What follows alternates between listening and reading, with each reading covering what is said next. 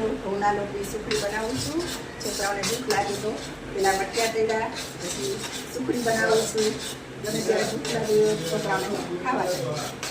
જો તમને વિડીયો ગમ્યો હોય સુખડીનો તો શેર, લાઈક અને સબસ્ક્રાઈબ કરજો. અને મારી સુખડી કેવી છે ખાવું. એક વાટકી ઘઉં લીધો, એક વાટકી ઘી લીધું અને એને બરાબર આવે કઢાઈમાં શેકી દેવાનો અને સેજ બદામી કલર થાય એટલે ઉતારી અને પછી ગોળ મિક્સ કરવાનો અને પછી થાળીમાં નાખીને ઢાળી દેવાની.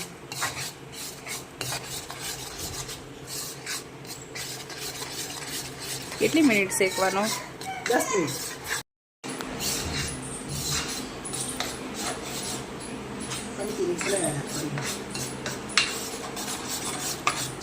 હજી 5 મિનિટ શેકાવા દેવાનો છે. હજી બદામી કલર આવ્યો નથી.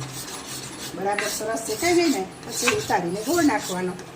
સુગંધ તો આવે છે લોટની સરસ. થોડોક બદામી થવો જોઈએ તો સરસ થાય. લોટ કાચો ના રહેવો જોઈએ. ઘઉંનો લોટ કાચો રહે તો ઘઉંના લોટની સ્મેલ આવે ને તો સૂકી ના ભાવે.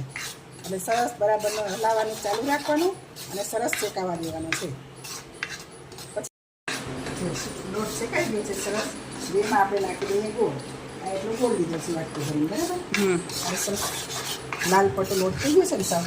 લોટ છે જે કાચો નહીં. એમાં ગોળ ગેસ બંધ કરી દેવાનો અને એમાં ગોળ નાખી દેવાનો. મિક્સ કરી દઈએ ને તો સરસ થઈ જશે. બસ ગેસ બંધ કરીને હવે આપણે તેને મિક્સ કરવાનું છે.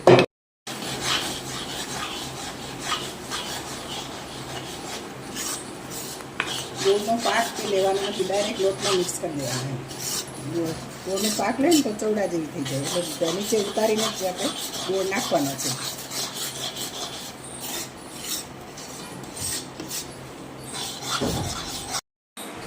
હવે આ ગાર્નિશિંગ માટે શું નાખો છો? કાજુનો ભૂકો, કોપરાનું છીણ, કોપરાનું છીણ અને કાજુનો ભૂકો. નીચે કોપરાનું છીણ નાખ્યું છે, ડ્રાયફ્રૂટનો પાવડર કરી નાખ્યો છે. કારણ કે આખું ડ્રાયફ્રૂટ નાખે ને તો મોઢામાં આવે તો છોકરા કાઢી નાખે છે. એટલે આવી રીતે આખું ભૂકો કરીને નાખે ને તો સરસ નીચવાઈ જાય. હવે તમને બતાડું. મિત્ર તૈયાર થઈ ગઈ છે સુખડી સરસ રીતે. અને તમે આ સુખડીને માતાજીને પ્રસાદમાં પણ ધરી શકો છો, બનાવી શકો છો. તો આ ટ્રીકને બસ કેવી છે? મવડીમાં મળે છે એવો ટેસ્ટ છે. જરા કે જોરદાર છે. મવડીમાં કેવું મળે છે એવો ટેસ્ટ છે. કેવી છે? સુપર છે. Like start.